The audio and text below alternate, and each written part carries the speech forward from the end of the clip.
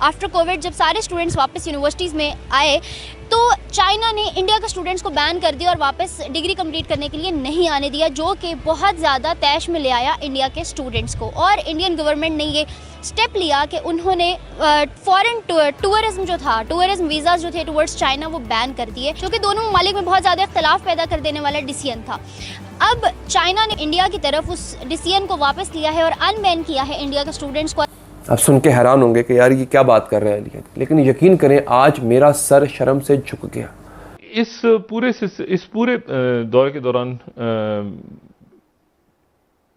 Tayyab Erdogan और पाकिस्तान की जो क़यादत थी उनके दरमियान मुलाकात नहीं हुई। बहुत गलत डिसीजन है चाइना के लिए। मैं तो कहता हूँ चाइना वालों को शर्म आनी चाहिए इस तरह का डिसीजन सिर्फ स्टूडेंट्स के लिए लेते हुए। Pervert Pakistanis, get out Pakistanis, Pakistanis are not welcome. Pervert Pakistani का मतलब है ठरकी पाकिस्तानी। Very good. इंडिया ने इस चीज का बदला लेने के लिए वहां टूरिज्म बैन कर दिया, वीजाज बैन कर दिए जो टूर के लिए होते थे। नमस्ते दोस्तों, जय हिंद। हिंदुस्तान स्पेशल में आपका स्वागत है दोस्तों। भारत के उठाए एक ही कदम ने कैसे चीन को घुटने टेकने पर मजबूर कर दिया।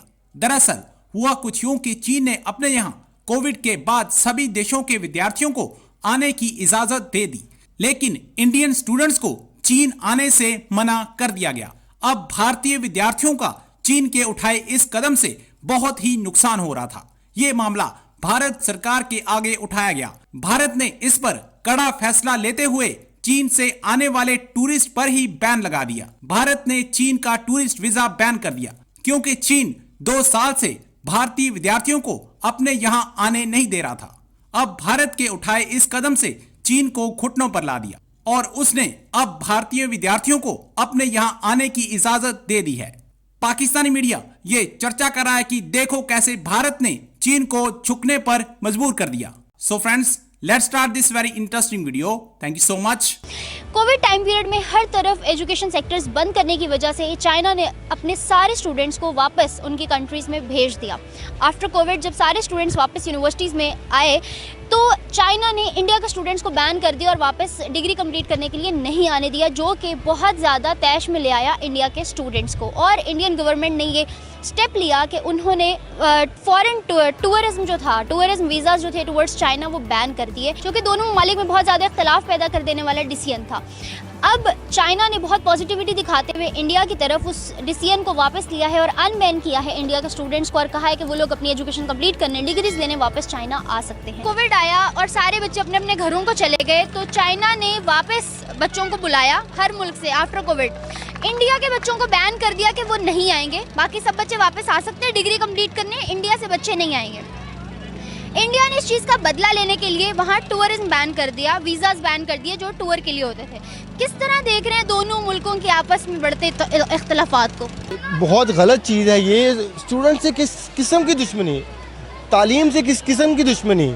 अगर आप तालीम फैलाएंगे, शऊर देंगे तो क्या पता कल को चाइना और इंडिया आपस में दोस्त बन जाएं, क्योंकि इन यूथ ने ही आके मुल्क को संवारना है, यूथ ने ही आके इस दुनिया का जो है सर्कल चलाना है। अगर आप यूथ पर ही दुश्मनी चलेंगे सिर्फ और सिर्फ कुछ लोगों की वजह से, तो ये बड़ा गलत डिसीजन है। मैं तो चाइना से डिमांड करना चाहूँगा कि चाइना को खुश होना चाहिए कि इंडियन स्टूडेंट्स उनके वहाँ पढ़ने आ रहे हैं। एक मोहब्बत का पैगाम है। तालीम के ज़रिए ही हर चीज़ मुमकिन हो सकती है। डायलॉग और कम्युनिकेशन के ज़रिए ही हर चीज़ बढ़ती है। एक छोटा बच्चा जब पैदा होता है वो वही बोलता है जो उसको सिखाया जाता है। तो अगर चाइना इंडिया के बच्चों को सिखाएगा तो वो वही ज़ुबान बोलेंगे और मोहब्बत का पैगाम लेके आगे चलेंगे। बहुत गलत डिसीजन है चाइना के लिए। मैं तो कहता हूँ चाइना वालों को शर्म आनी चाहिए इस तरह का डिसीजन सिर्फ स्टूडेंट्स के लिए लेते हुए, एक तालीम के ऊपर लेते हुए। और बहुत डिसपॉइंट हुआ। अगर नुकसान हुआ तो स्टूडेंट्स का हुआ है। एक जनरल पर्सन को आप मुझे पूछेंगे तो मैं इंडिया जाना चाहूँगा, मैं चाइना भी जाना चाहूँगा। लेकिन अगर अदरवाइज़ पॉलिटिक्स देखें तो ये हमारे हुक्मरानों की लड़ाइयाँ हैं जो हमारी तालीम भी बर्बाद कर रही हैं, हमारा माशरा भी बर्बाद कर रही हैं आगे से आगे। इंडिया सबसे पहले तो ये देखना पड़ेगा कि इंडिया और चाइना के रिलेशंस बैकग्राउंड यानी कि हिस्ट्री से कैसे चलते आ रहे हैं। तो वो हम देखते हैं कि वो शुरू से ही एक कशीदगी की सूरत में रहते हैं, क्योंकि लैंड डिस्प्यूट्स हैं और ज़्यादा डिस्प्यूट्स हैं। और जब दो इकोनॉमिक पावर्स एक ही रीजन के अंदर हों और वो आपस में नेबर्स हों तो क्या होता है कि उनकी एक वैसी ही एक कोल्ड वॉर टाइप चल रही होती है, एक टसल चल रही होती है। वो कहते हैं कि हम लोग इकोनॉमिकली हम लोग ज़्यादा बूस्ट कर रहे हैं, या वो कहते हैं, उनका एक क्लेम होता है कि हम कर रहे हैं। तो वो एक ये मसला, और दूसरा लैंड का डिस्प्यूट्स हमेशा से पाकिस्तान, इंडिया और चाइना के दरमियान रहे हैं। इवन पाकिस्तान के चाइना के साथ भी लैंड डिस्प्यूट्स हैं, लेकिन पाकिस्तान को बहुत ज़्यादा बेनिफिट है चाइना से, इसलिए इन इशूज़ के ऊपर कोई बात नहीं करता।